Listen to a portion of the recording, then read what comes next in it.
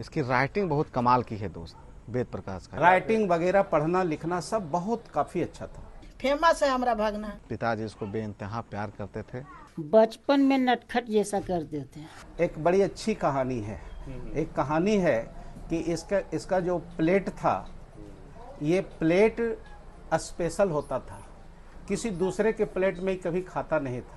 कहीं जाते थे तो अपना थाली ले करके चलते थे, किसी के थाली में नहीं खाते थे। बचपन से शाकाहारी रहे। शाकाहारी तो था ही है, और हमारे यहाँ आने जाने से, चूंकि हम लोग तो जो है जन्मजात शाकाहारी हैं, भगवान महावीर के अनुयायी हैं, इसके घर के सारे लोग नॉनवेज खाते थे। और जब भी नॉनवेज इनके यहाँ बनता था, मेरे थाली में वो खाता था। वो वेद प्रकाश जी के साथ हम लोग ग्रुप डी का एग्जाम देने के लिए दिल्ली गए थे। बड़े बड़े नेता से इंटरव्यू लेते जब देखते हैं तो हमारा दिल काफी प्रसन्न हो जाता है। पत्रकारिता में पिछड़ों की आवाज़, दलितों की आवाज़ को बुलंद किया, और हमें भी इसको लेकर करके गर्व होता है। लोगों से पूछताछ करने की जो कला है, ये कला तो हजारों में एक है।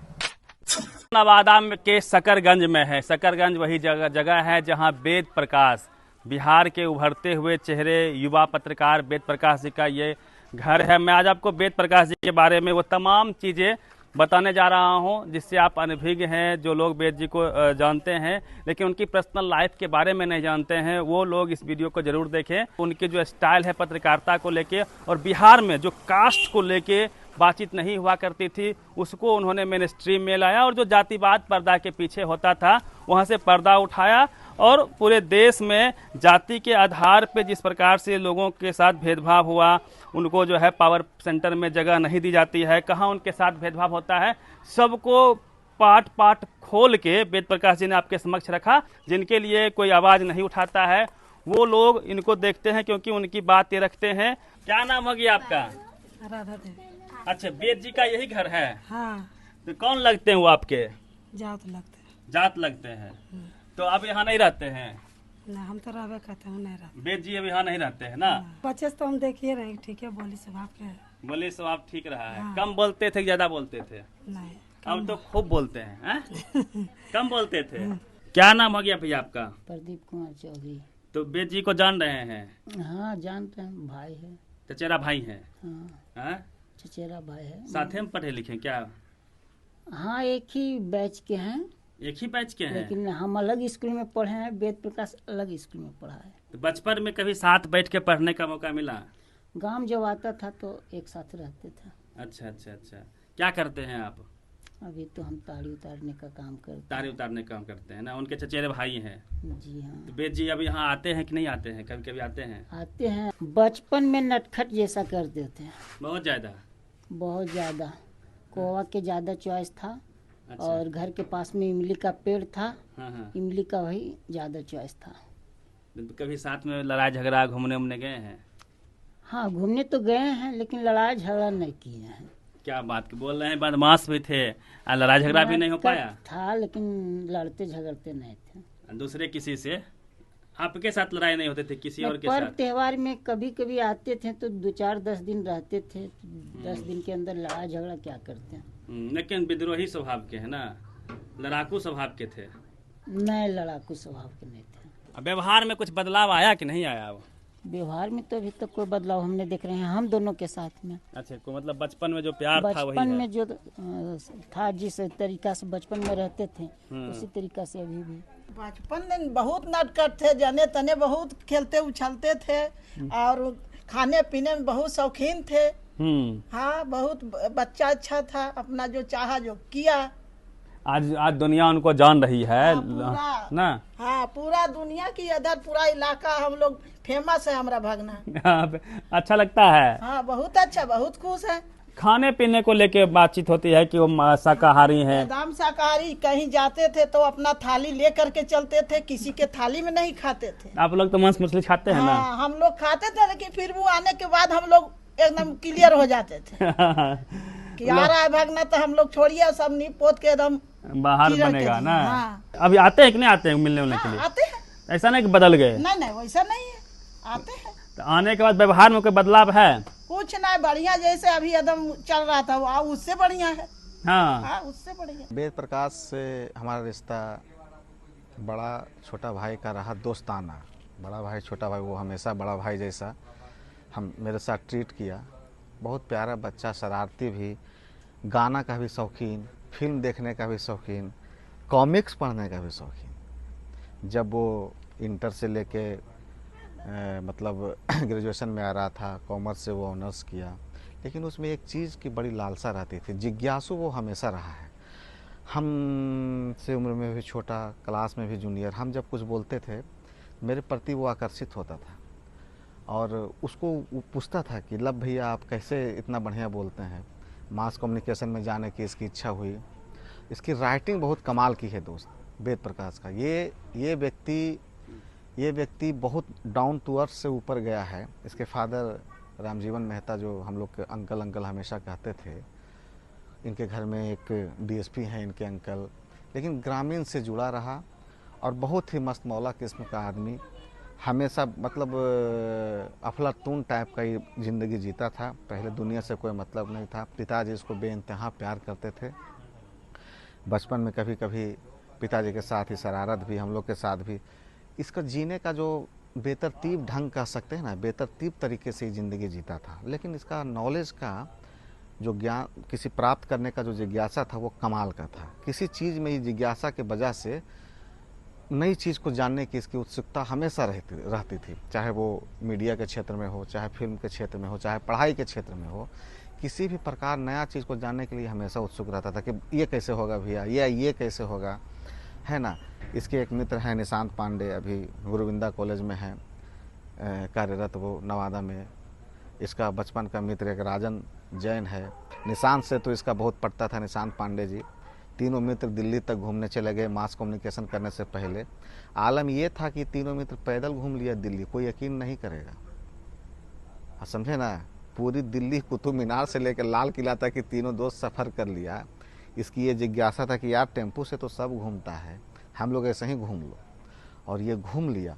पढ़ाई में ये मतलब बहुत जिज्ञासु लड़का था। इसको ये नहीं कह सकते हैं कि बहुत नीचे स्तर पर था, बहुत आगे अच्छा कर रहा है। हम लोग जो मित्र मंडली थे उसका, ये अपने पिता का, माता का, भाई का तो कर ही रहा है, साथ साथ सोसाइटी में जो इसके दोस्तों थे उसको भी वो आज भी बहुत उतना ही इज्जत करता है जो 2005, 6, 4 में करता था। आज भी वही इज्जत देता है हम लोग को।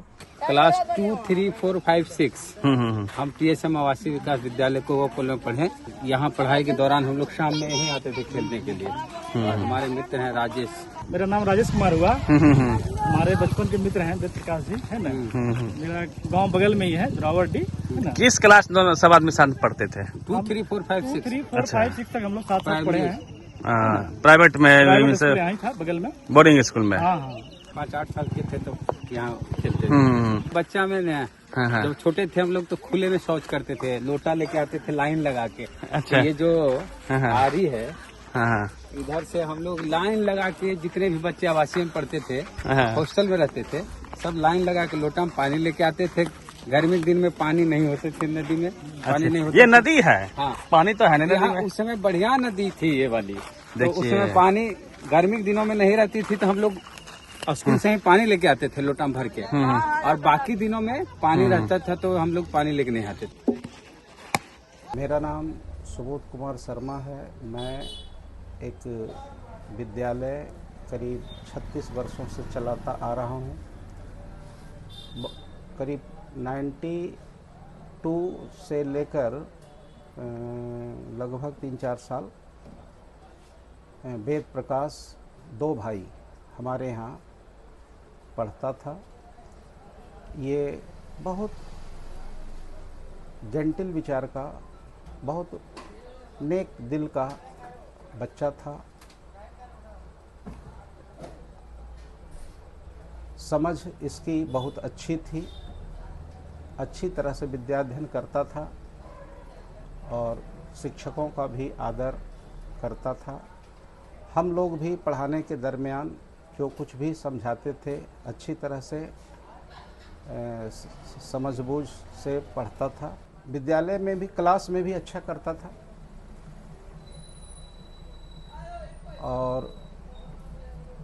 और खेल कूद में भी थोड़ा भाग लेता था। खेल कूद में भी अच्छा था। और आवासीय स्कूल थी सर? आवासीय स्कूल थी। नाम क्या था सर स्कूल का? TSM आवासीय विकास विद्यालय कौआकोल। इनके पिताजी एक यहीं ब्लॉक में कर्मचारी थे और मेरे हॉस्टल में ये डाल दिए थे। ऐसा कुछ था कि कभी बनवासी कोई नहीं, उस कैटेगरी का ये बच्चा नहीं था। बिल्कुल हाँ, एकदम जेंटल स्वभाव का था और पढ़ने में भी अच्छा था, जिसका परिणाम आज सब लोग देख रहे हैं। आज मैं भी देख रहा हूँ, मैं भी बहुत खुश हूँ। इसकी प्रगति से मैं बहुत खुश हूँ।